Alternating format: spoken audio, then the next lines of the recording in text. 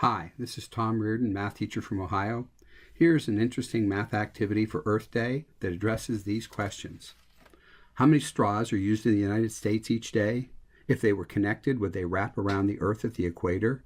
And in a year, would the length of the straws reach the moon? And if so, how many times? And finally, what is the volume of this plastic for 1 year? And how deep would it be on a football field? This is the web address that contains the blog that has the student version and teacher notes and links to PDFs of both of these things. Remember, you can pause the video at any one time. This activity is created for middle and high school math students. This is the link where you can get the PDFs of the student and teacher notes.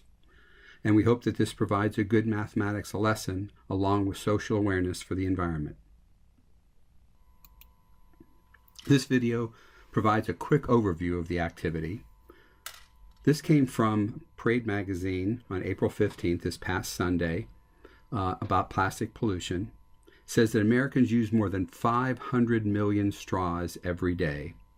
And to comprehend this number of 500 million straws per day, we'd like to investigate to put this in some kind of perspective. First exercise says if we connected these straws for 1 day and could place them along the equator, how far would they wrap around the Earth at the equator? And you can notice it says discuss in your groups what information you would need to know in order to be able to solve this problem. We don't want to just give them the data that they need. We'd like it to be more of a real world application so that they need to talk about what are the things they need to ask. Okay, and if they ask the wrong questions, we'll try to provide those answers. We're not going to say, no, you don't need to know that. And if they miss something, they'll eventually have to ask about it.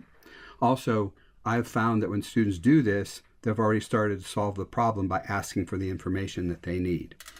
So they'll ask us that, and they'll go ahead and solve the problem, and then go on and do the next exercises. For exercise 1, here are some possible questions. What straw length should we use? And so our answer for this problem will be we'll use an average length of 7 3/4 inches. They'll also need to know either the radius, diameter, or circumference of the Earth.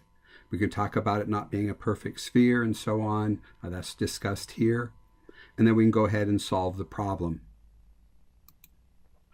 In the first step, we take the length of one straw and multiply it by the 500 million and get total inches. You notice we're storing all intermediate answers into a different variable so that we'll have them in the calculator in case we need to go back and get them. We need to convert the inches to feet, stored that in B.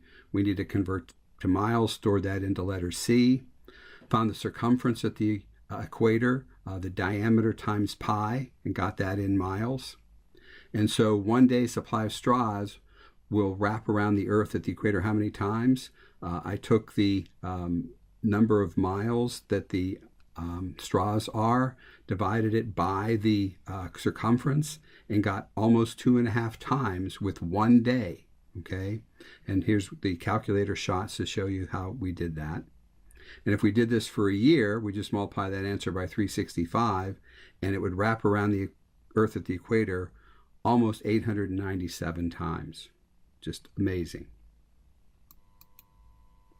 Exercise 3 asks if we connected the straws and placed them on a straight line. We did it for a year. Would it make it to the moon? You'll be surprised by the answer, I think. And exercise 4 says if these were made of plastic, which they're not all made of plastic, what would be the volume of that? And to put that in perspective, we're saying, what if you had a football field and covered it with all the plastic? How high would that stack be?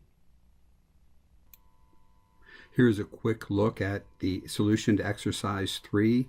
We also talk about how far is the moon, and we let you know where you can look this up, what website to look this up. And for exercise 4, what would be the volume of that plastic? So we find the volume of the plastic, and then to have it have some kind of perspective, we can talk about how deep that would be on a football field. And so here are the calculations to show that.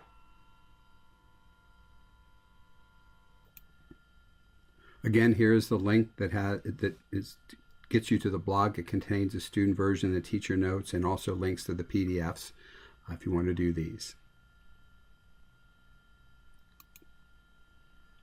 Have a nice Earth Day, and hope this activity works out well for you.